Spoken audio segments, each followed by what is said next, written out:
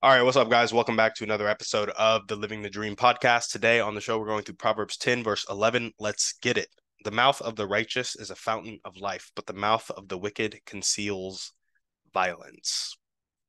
Baseline interpretation of this: building people up is rooted in righteousness. I didn't even talk about the wicked part of things when I was writing down my notes for this, but building people up is rooted in righteousness. The mouth of the righteous is a fountain of life. You're to speak life into people when you are acting in accordance with God's will for your life, when you are in right standing with God. So that righteousness builds people up. And it's funny because there are a lot of people who aren't Christian, who aren't even concerned about walking in right standing with God and build people up more than Christians do. Just a thought, just something to look at. But speak life into people. And then the mouth of the wicked conceals violence. Kind of reminds me of like passive aggression, if that makes sense. Like people who are like violent and you can feel the violent energy coming off of them, but they're concealing it with the words, like a smile. I say this because I've done it sometimes. I think we've all done it sometimes, but that's when you have wickedness in your heart, right? And you're trying to conceal that violence. Um, but what you really need to do is focus on the inside. And instead of having a wicked inside that turns into a positive outside, you just need to have a positive out inside that can only become a positive outside, right? Because figs don't come off a grapevine. So, entrepreneurial application, this means cultivating abundant beliefs, having positive thinking and generating positive emotions. So that's phase 4 and phase 5. And then communicating with people in your business. So, phase 4, build your abundant beliefs instead of the wicked limiting beliefs that we have in us. Like a lot of us are like, I can't do this, I can't do that, I'm not this, I'm not worth this. And then you start projecting those beliefs onto other people, but you have to conceal it so you don't get that isolation that you're scared of. All of that is driven by fear and limiting beliefs and like just crap, right? It's like crap in, crap out. And so when you cultivate those abundant beliefs, you replace those limiting beliefs, you get aware of them, you don't judge them, you understand them, and then you can redirect all that energy towards a belief that better serves you, right? Cultivate some abundant beliefs. And then positive thinking and generating positive emotions. Just catch your thoughts. Like if you're sitting here like, oh, this day sucks. I'm horrible. I don't want to go to work. I don't want to do this. Be like, I'm grateful I have a job. I'm grateful I have a house. I'm grateful I have this. Focus on gratitude. Start thinking positively. Start thinking about all the ways that the world has come together for you. Like if you've lived any amount of time on this planet, you are like the luckiest person ever because it is more likely that somebody wins the lottery 2 or 3 times in their life than they're born. And so the fact that you're born and has have stayed alive all of these years, you're a lucky person. So think about all the good things, focus on the gratitude. These are the entrepreneurial applications because it sets the foundation for communicating with people in your business. When you've taken the time to sit there and understand yourself, be aware of the limiting beliefs in yourself, and redirect that energy, you can then help people through that same process. And so when you have an employee that you're trying to, I don't know, work with or promote or get to the next stage in your business or help them take on more responsibility and the limiting beliefs hit, you can sit there and you can be in that moment with them because you were in it yourself, right? And so I really like talking to people about limiting beliefs that I have struggled with. So where it has shown up in my life, encouraging myself through failure, right? Becoming aware of the limiting beliefs I had around money, why I couldn't sell people, why it felt bad for me to sell people, and then getting those limiting beliefs around money aware, getting to the point where I'm aware of them, not judging them, and then redirecting that energy of like money is a good thing. It's a tool that can be used to serve people.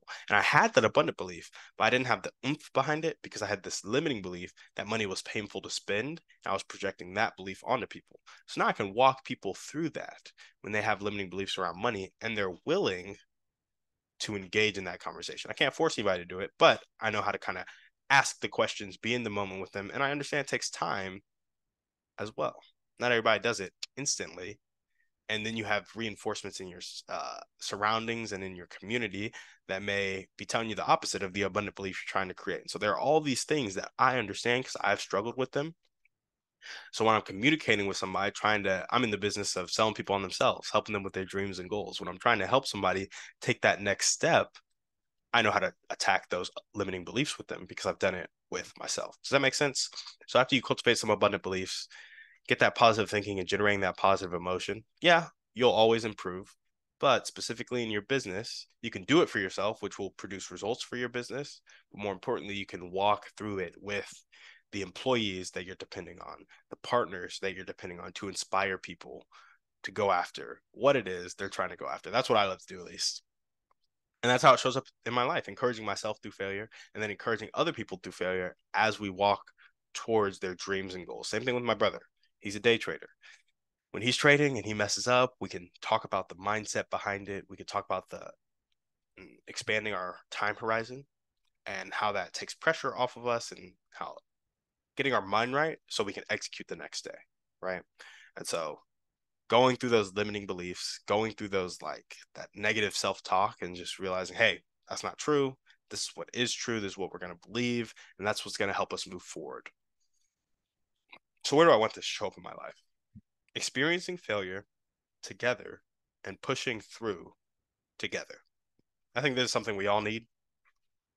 A lot of us fail alone and there's nobody in it with us. Nobody cares if we fail.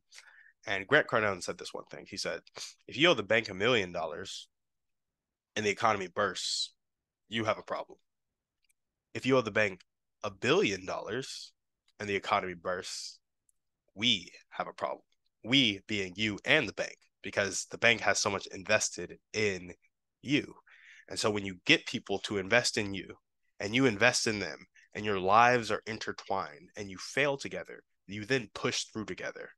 And there's always power in numbers. That's how our society functions.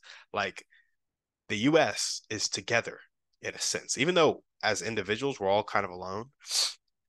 The majority of us are paying taxes, and the majority of us follow the laws. And because the majority of us have decided to do that, when things fail, we take responsibility together, we correct the system together, and it's a system that is beneficial to all of us. Similarly, in your own personal financial situation, if you can invest in people and you can get people to invest in you, you guys will fail together, push through together, and succeed together. And that's where I want to show up in my life.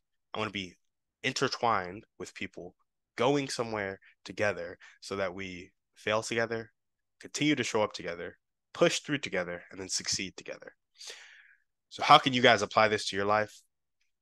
I would say, first and foremost, it's read How to Win Friends and Influence People, because one of the first things that book talks about is don't criticize, condemn, or complain. Think about this. If you never criticized, you never condemned, and you never complained, you would only have abundant beliefs. You would only have positive thinking and you would only generate positive emotion.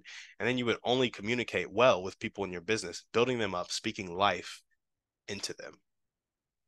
And so, yeah, don't criticize, condemn, or complain. Read How to Win Friends and Influence People. That's all we got for you guys today on the show. Thank you so much for listening. We will see you on the next one. And on that note, we're out.